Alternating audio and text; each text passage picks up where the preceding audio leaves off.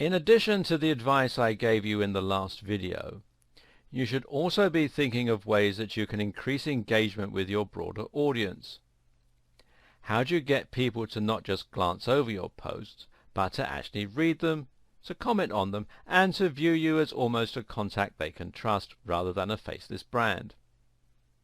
Right away, following the advice we've covered, such as being more personal and open in your posts, can help a great deal. At the same time, though, you can use some of the following strategies. A very underutilized strategy on Twitter is simply to follow people.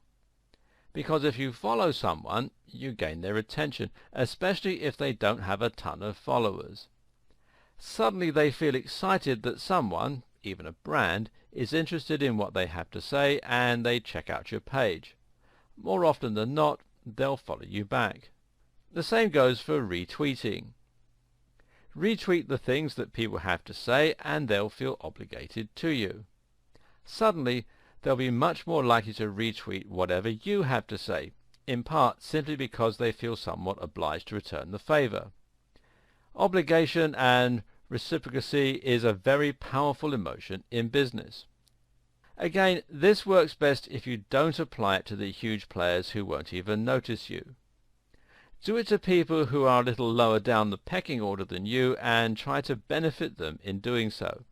It's no skin off your teeth as long as their post is relevant to your audience, and it will still gain you followers when they return the favor. You can then scale this up as you climb the ladder and gain more and more followers. Want people to comment and engage you in conversation? Then simply invite them to. Adding a "what do you think" or "opinions please" to the end of a message invites discussion and is much more likely to result in proper engagement. Also, think about what you're posting about. Does it naturally lead itself to discussion? And of course, to make your account seem active and engaging, you should also make sure you answer everyone wherever possible. If you've ever read Kevin Kelly's blog post 1000 True Fans, then you'll know what an impact even a single fan can make. Don't take your followers for granted. They're worth the investment of your time. If you haven't read the post, you can do so at kk.org/the-technium/1000-true-fans. Finally, if you want to draw in a lot of new followers quickly, another powerful strategy is to run some kind of event. This might mean a competition or a giveaway, or it might mean a live Q&A. Either way, something like this can get people talking, it can generate buzz, and it can be exciting for the followers you already have.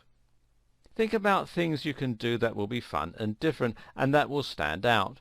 How about challenging your visitors with some kind of brain teaser? Or maybe volunteering to retweet the best comment about your new product? How about letting your users name your new comment? It's something to consider. You might think we've covered an awful lot of what makes Twitter tick at this point, but you're still missing out on something pretty important: the social aspect. So far we've only discussed creating content and putting things out there. But of course Twitter isn't just about output, it's about input too. This is a communication tool and a social network. In other words, you need to think about responding to comments as much as you think about creating posts from scratch. Better yet, you need to think about how you can encourage engagement and interaction. This will make a big difference to the way people see your brand, and it will greatly improve your chances of getting shared and retweeted. What's more, by leveraging this social engagement correctly, you can see sudden growth. This is where the growth hacking aspect comes in, so why don't we start with that? If you're new to Twitter and you post a tweet to your audience, then you may get it seen by, say, 100 people, maybe 1,000. This is pretty good. If your post gets retweeted by one of those 1,000 people and they are an average user, then it may get seen by 100 to 300 more people on top of your original 1,000. This is also pretty good. Better yet, if someone enjoys that tweet, they might start following you. Thus, you've got a new follower. But imagine if your post were retweeted by someone like Bill Gates. Suddenly, that message will be seen by millions of users. He currently has 24.6 million followers, thousands of which will probably retweet it to their thousands of followers. Some of Bill Gates' own followers would probably have millions of followers in their own right, so this effect would be repeated potentially many times over. You would get hundreds of thousands of new followers this way and would increase your influence drastically overnight. That's a growth hack because you've gone to 1 million followers overnight instead of taking it the usual several years. This particular growth hack is using a technique called influencer marketing, where you're relying on the influence of someone already established on Twitter to give you that boost and that head start.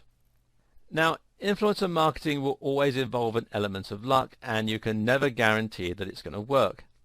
Still though, it's well worth a try, and by targeting influence with content tailored for their appreciation, and even sometimes mentioning them in comments, you can potentially see amazing results. Oh, and a tip, don't go after Bill Gates right away. Instead, aim to start with smaller influencers, such as prominent members of your niche or your industry. Look for someone with about 1,000 followers and then someone with 100,000 followers and build your way up to the top. You can also get great success from mentioning other businesses and having them mention you. That way you can quickly share your followers with one another.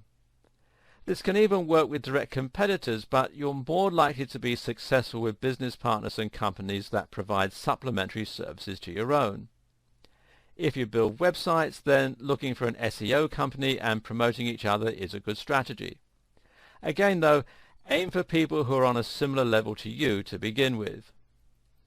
Here's a quick tip for any kind of influencer marketing. Real-world strategies always work best. Too often people find the email address or the Twitter account of an influencer and think, great, a connection. In reality though, that person is not a connection. A connection is someone who actually feels that they know you, at least a little, and who is willing to help you out. You can accomplish this in 2 minutes if you meet someone in person, whereas it takes a lot longer to get to that level via emails. This is why networking events and trade shows are so valuable. Find the influencers, introduce yourself, and have a human chat. Do not try to get anything from them. Then, a few weeks later, post something related to what you spoke about, or perhaps that you think they'll find interesting, and then tag them. Don't force the issue, but your chances of a retweet just went up significantly. You can also use your real-world networking skills to get regular followers on board. If you run a retail store and someone visits, you can tweet a photo of them with you, or you can message them to say thanks. People love this as it feels a little like being famous, and if you're lucky they may retweet that message to their followers. This is particularly useful for local businesses. If they're a local customer, then chances are their connections also live locally. In the next video, I'll talk about some more ways you can engage with your audience. By now, you should have a fairly good understanding of what Twitter is and how to achieve success with it. You know what Twitter's strengths are, you know how to set up an account, and you know how to make this part of a larger brand and synergistic digital marketing strategy. Also, you have created lots of inroads to your brand and ensured there are plenty of ways for people to find you. On top of that, you're now filling your account with great content that will attract more followers, keep existing followers interested, and encourage lots of retweets and shares. This alone is enough to ensure that you have a steady momentum and that your blog will grow over time.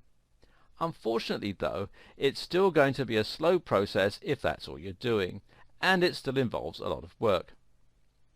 That's why these next 2 videos are so important. This video is about working smart with Twitter instead of working hard. It's about streamlining your Twitter workflow, and it's about learning how to get more done in less time. Better yet, the next video is about finding ways to hack your growth and to jump straight to the top, leapfrogging your competition along the way. For those who have read The 4-Hour Work Week, this approach should be fairly familiar. This is about applying that 80-20 rule to your Twitter marketing efforts and putting more time into the aspects that get the real results. At the start of this series, we mentioned how Twitter had grown and now came with a host of tools and other features that you could benefit from, making it even more powerful. The following are just some tools that you can start using to make succeeding on Twitter that much easier and that much less work. First of all, there's Buffer. Buffer is a very simple tool that Twitter fans love. The idea is that you can buffer your tweets, essentially by queuing them so that they post automatically at set times. The thing to recognize here is that having a Twitter account that is completely quiet and empty is one of the worst mistakes that you can make. If your Twitter account has been abandoned and you haven't posted anything in the last 2 months, this will lead people to wonder whether you might have gone out of business. In the best case scenario, it will look as though you don't have the resources or the know-how to use Twitter, or as though you don't understand its importance. In short, it'll make you look unprofessional and thereby do more damage than having no Twitter account at all. Buffer gets around this problem by guaranteeing a steady flow of content, while also reducing the amount of time that you spend creating it. That's because you can set aside a few hours and write, say, 1,000 generic Twitter posts, and then let them be published every day for the next 1,000 days. No matter what happens, your Twitter will never be empty. And you can sign up at buffer.com. Then there's Hootsuite, and Hootsuite is not one social media tool, but really several built into one very convenient platform, and it has a lot of powerful features. For starters, Hootsuite could do everything that Buffer can. Buffer is better suited to people who don't want to deal with all the complicated functions available through Hootsuite, but at the same time, Hootsuite does let you manage multiple accounts. It lets you see various different social media streams in one place, and it lets more than one person log in, which can be very useful for teams who share their media duties. It makes cross-posting useful, and it even emails you with free reports. If you're serious about your social media and you've been around long enough to have a basic understanding of how it all works, then you should find that Hootsuite helps to streamline the whole process for you. This is a paid-for service, but at the time that I'm making this video, there is a 30-day free trial offer, and you can find out more at hootsuite.com. Another tool is IFTTT. Enough good things cannot be said about this incredible tool. IFTTT stands for If This Then That, a familiar phrase to anyone with a little experience in programming. What this does is to list all your different social media accounts and all your online apps together by creating recipes. Recipes are comprised of some kind of trigger event and an action that this causes. So for example, you can set up a recipe so that every time you post a comment to Facebook, it's also posted to Twitter. But it gets far more advanced than that. You can set up IFTTT to save all your tweets to a spreadsheet on Google Drive. You could also get IFTTT to share Instagram photos with a certain tag to Twitter, so that only certain types of content gets shared. You can even do things like controlling the temperature of your house via Nest by sending emails. This is an incredibly powerful tool and has almost unlimited uses. Think creatively and you should find it has plenty of potential for your Twitter marketing campaign. How about setting up IFTTT so that topics that get upvoted enough in a certain subreddit get shared to your Twitter? That way you'll have completely automated and highly relevant content for your Twitter account. And you can sign up at ifttt.com. Finally, there's BuzzSumo. BuzzSumo is a tool that allows you to quickly find content in a specific niche that's performing well on social media. Once you're using the tool, you'll be able to easily browse through various different posts that are getting a lot of attention. From there, you can share them to your own social media accounts. This is useful because it saves time and provides a quick and simple way for you to find more content. What's even better though is that you know this content is performing well and getting lots of shares, so it's likely to get you lots of shares too. Even if you don't share the actual content on BuzzSumo, you can always use it just to see what kinds of things are performing well. This way, you can get ideas for your own type of content and get a quick overview of how your niche or industry is performing. And you can find out more here at buzzsumo.com. A word of warning though, don't overdo the automation. If you use the right combination of tools and settings, then you should find that you can automate a great deal of your Twitter marketing. Even if you don't write regular posts anymore, your Twitter will now be populated with content on a recurring basis using Buffer, every time you post a new blog, every time you post a new YouTube video or like a YouTube video, every time something good comes up on Reddit, every time you post to Facebook, whenever you post to Instagram. Some marketers will even take this one step further and will have their Twitter accounts respond to comments automatically using bots. Now that's a lot of auto-generated content and a lot of time saved, and generally a great way to maximize your ROI for the time that you're putting in. But don't get too reliant on these methods for filling your needs. If you do this, you can end up with a social media channel that's entirely soulless and doesn't add any real value. Gone will be the personal insights, the tailored content to your market, or the lifestyle promotion that we discussed earlier. The same wording will be used every time for certain actions too. For example, I liked a video on YouTube, and then you have the URL. What's worse, you might even end up with duplicates of the same content or with content that doesn't quite make any sense. If you use Buffer too much, you'll end up with content that doesn't express your mood, that doesn't reflect what's in the news, and is just frankly generic. It'll lack the spontaneity or relevance of content that you upload yourself. With Buffer, the posts come at the same time every day as well, and this alone can be enough to prevent those posts from seeming natural and organic. People will be able to tell you if your Twitter posts have no personality, so don't let this happen, and use these auto-generation techniques sparingly. This is only for keeping your social media channels active. The life and soul will come from you actually writing new content and reacting to what's going on in your life. There is a way you can create a compromise situation and streamline the process of uploading content and avoiding periods of no new posts, but while still writing it yourself. The simple trick is to download some apps for your various social media accounts such as Twitter, Facebook and Instagram, and the official ones usually work best.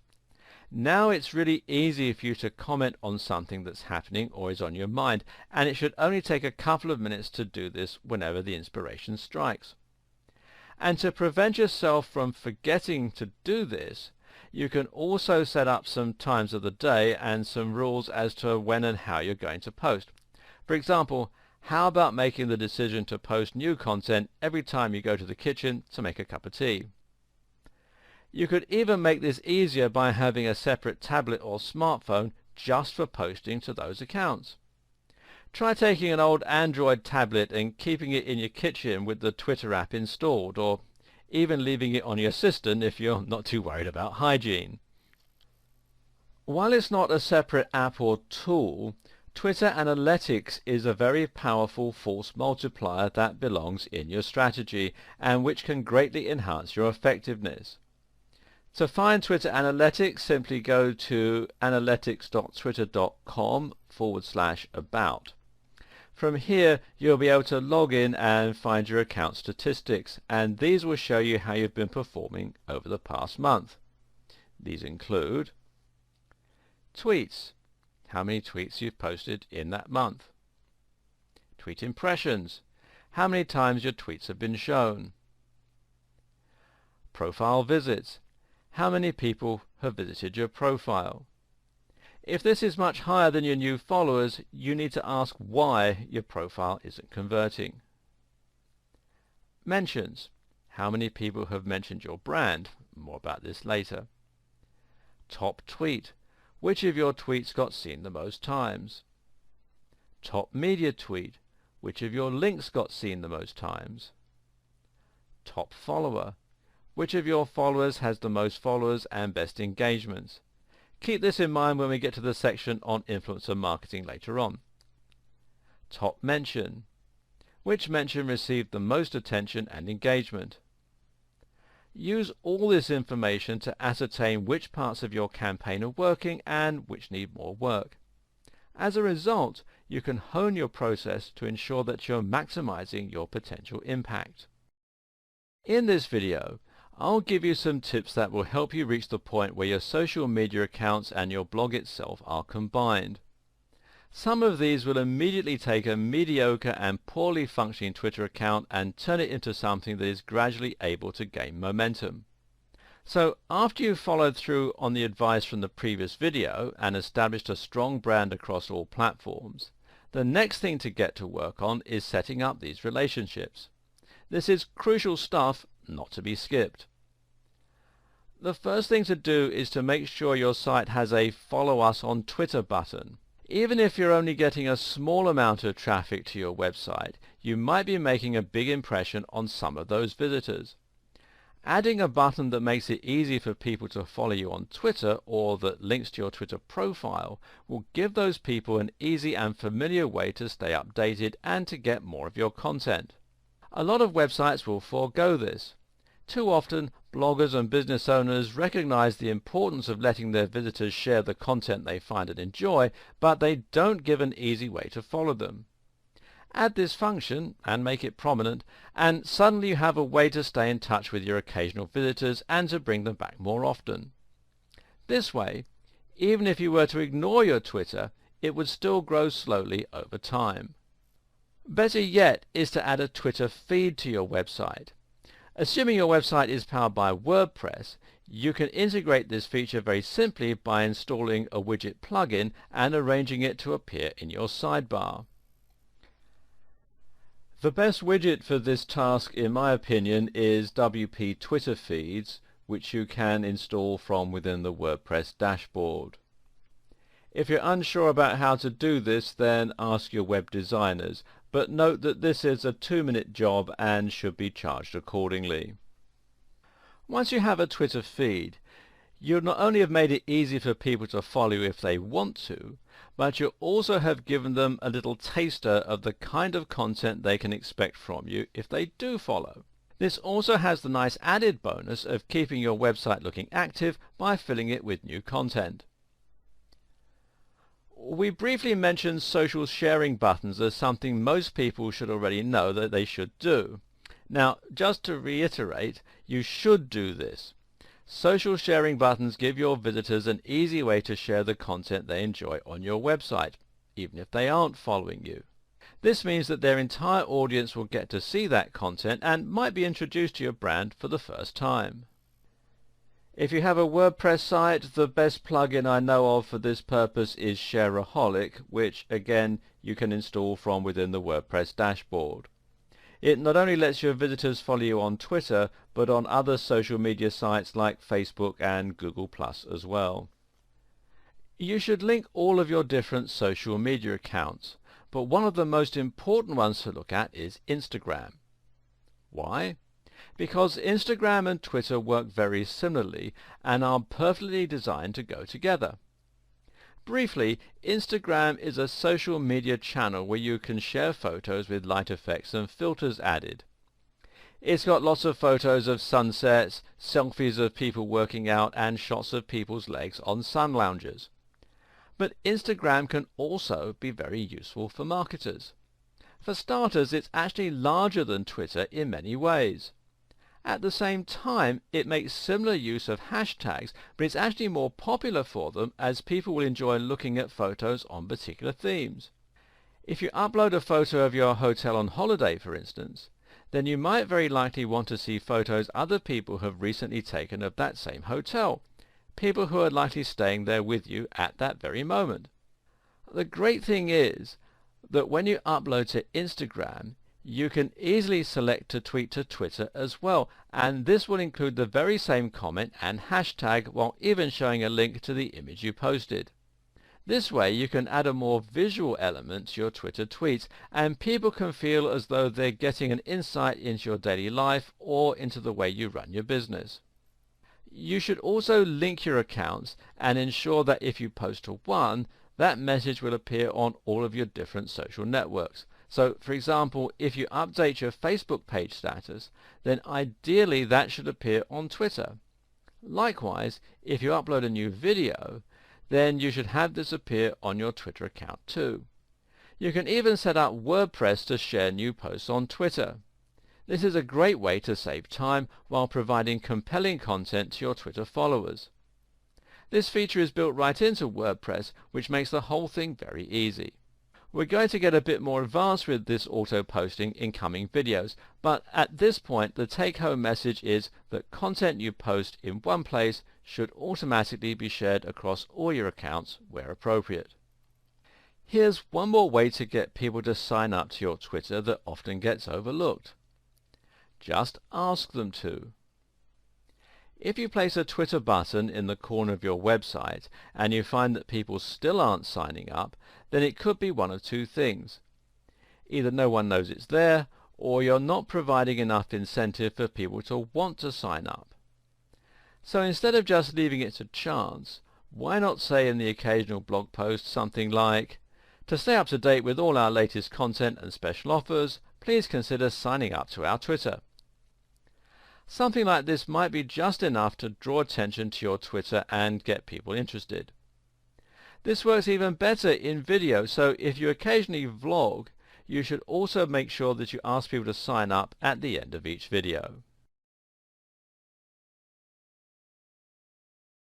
Welcome to part 2. If you run a business with a lot to do, then there's only so much unique content you can create in a day, and there's probably only so many witty things that you can think of to say that your audience will be likely to enjoy. The good news, though, is that a fair amount of your content can be derivative or outright stolen. A lot of business is about connecting a supplier with a consumer. If you own a supermarket, for example, then it will be your job to buy groceries at a low wholesale price and then sell them on at a higher retail price to your customers. You aren't creating anything new, you're just acting as the middleman and getting paid for it.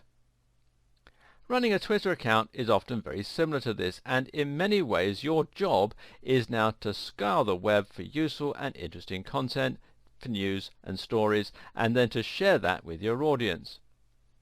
It might feel a bit odd that you're essentially profiting from somebody else's hard work, but think of it instead as finding an audience for something that someone else has created, while at the same time curating content for a market that you know will love it. That's a great service you're providing. And it just so happens that this process is also a great way for you to keep your Twitter account active with great new content, and it involves barely any work on your part. So make sure that you're continuously reading up on topics relating to your business. This means you should be reading other blogs, following other Twitter users, and reading magazines. Now when you find a news item that you think your audience will genuinely enjoy, you should share it with them. Make sure you don't keep showing from the same place, and try to find things they probably wouldn't have been able to find on their own. If your blog is about fitness, then perhaps you might share the results of a new study looking at a surprising new training method. If you run a B2B business, then perhaps you might share the results of a recent survey on types of business.